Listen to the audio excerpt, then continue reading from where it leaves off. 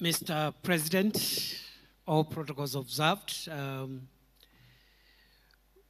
I would not like to take a lot of time. Just allow me to say 2-3 things in the shortest time possible. The first is that we have a wonderful constitution, which is a product of the labor, effort, and the sweat of many Kenyans for many years. This is the constitution that replaced the constitution we adopted in 1963. The main difference between the two being that the 1963 constitution was negotiated, adopted on behalf of the people by leaders of the dominant parties at that time. And by dominant parties, I mean dominant political parties of that time. For the 2010 constitution, first, the process took much longer. It was much more difficult, but more importantly, it involved a lot of participation of the people of Kenya, the people themselves of Kenya, in their representation. Many of that representation directly elected by the people to come to Bomas of Kenya to make a constitution. Over and above those who had been elected through democracy. That marks one of the biggest and most fundamental difference between the 2010 and the 1963 Constitution. While the 1963 Constitution was driven by the voices of dominant political parties, the 2010 Constitution was driven by the voices of masses of people from the grassroots, blending it with the voices of the leaders who were holding office at that time. Mr. President, we are also lucky. Our Constitution sets a very clear hierarchy of the priorities of the nation.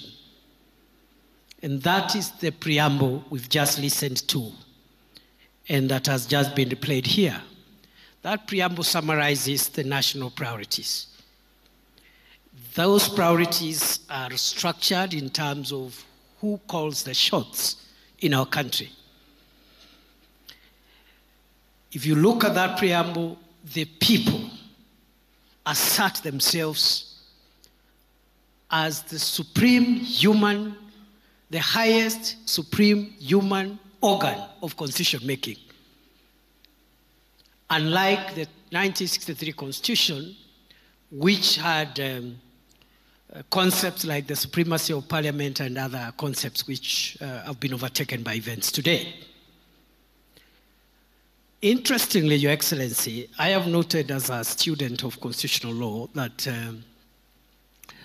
the same preamble, the people asserting themselves as the highest constitution-making organ, the people, they do recognize two things.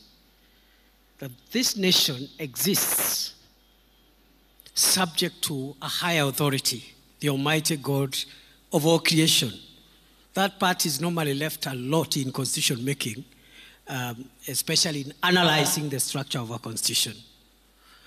But the preamble also has told us downstream, the people who are the highest human constitution making organ have delegated most of what they would be doing themselves to organs of states and to the levels of government that are represented here. Both the organs of state, the three arms of government, and the two levels of government.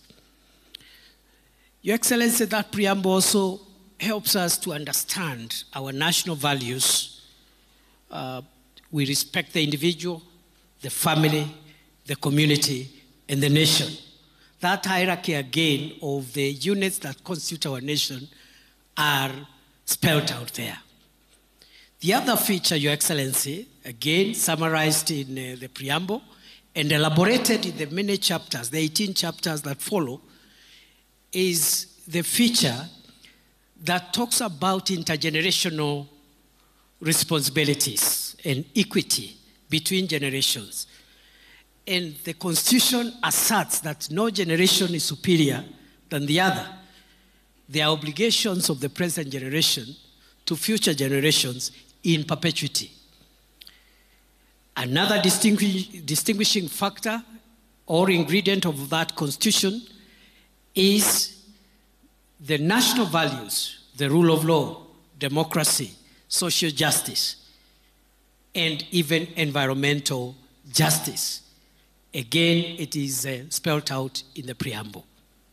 The other feature is the checks and balances system. If you look at the chapters on the three arms of government, the legislature, the executive, and the judiciary, and how they relate with each other, the national government and the county governments, the independent commissions and offices, again, that relationship has been defined there. Two other distinguishing characteristics before I end my remarks, Your Excellency. And the one is that the Constitution creates a very, very paradigmatic shift on the rights and freedoms of the individual in a very dramatic way.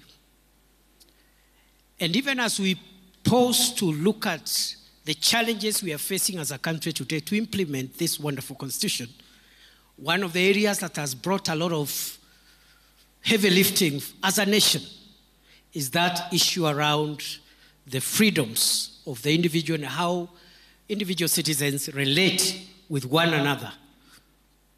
Finally, Your Excellency, this constitution, again in the preamble, summarizes our sovereignty as a nation in two aspects. One is it has said that we must protect the nation and its people so that we can be free from fear and free from want. Those are two important aspects of this constitution. The freedom from fear is what protects individuals and citizens so that they are not harmed by one another. They are not harmed by organs of state. They don't harm each other.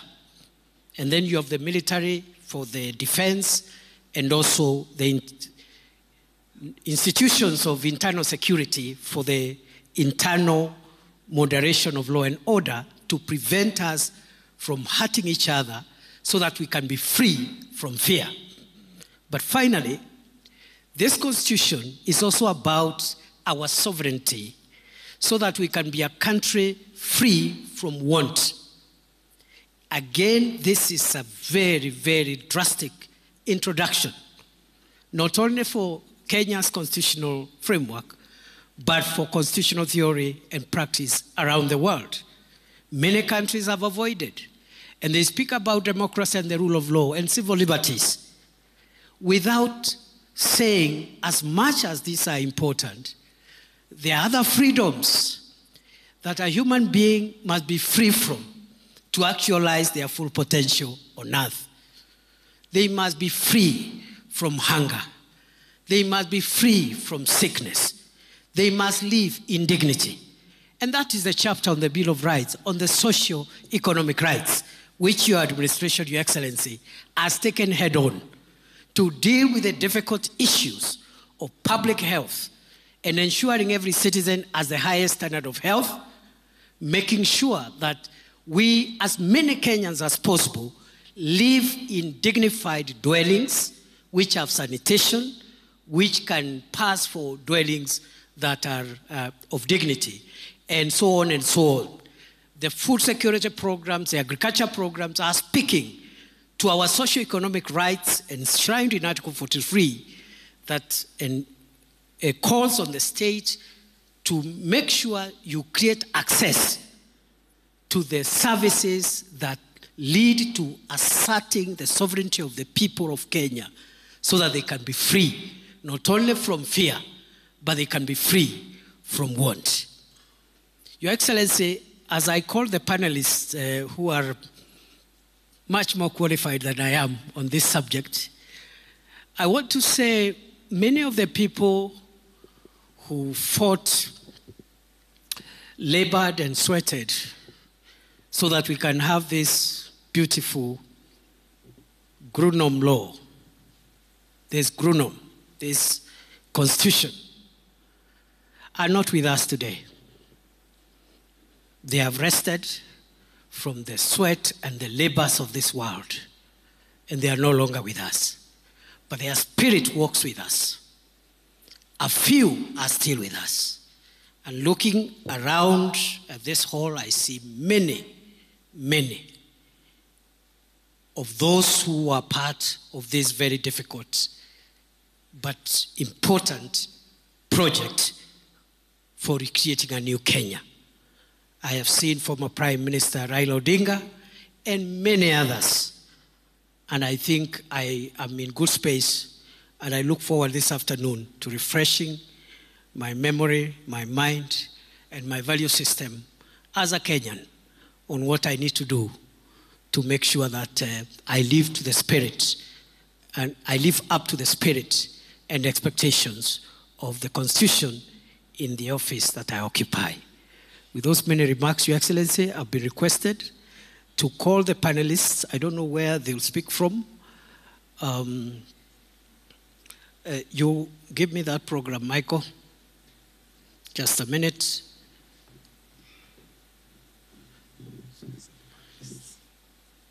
Where will they sit?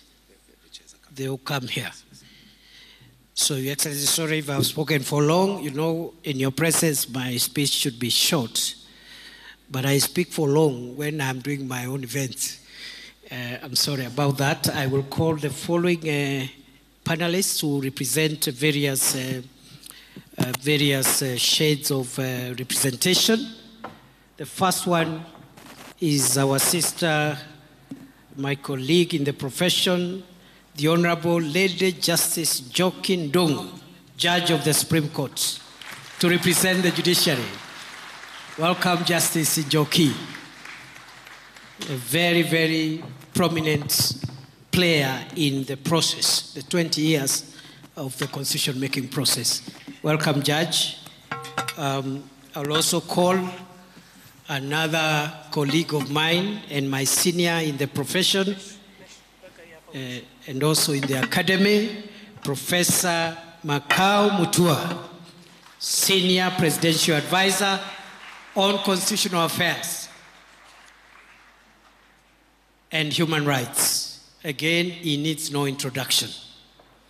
I will also call my brother again and my colleague, the Honorable Dr. Otiende Amolo, Senior Counsel, Member of Parliament for Arienda, representing Parliament. I will also call FCPA Nancy Gadungu, Auditor General, who will represent constitutional commissions and independent offices. I will call to the dais Governor Fatuma Achani, Governor of Kwale County, representing the Council of Governors. And the discussant is going to be again my colleague and my brother, the Honorable Abdikadir Mohammed, Senior Counsel. Please make your way to the stage. Asanteni sana.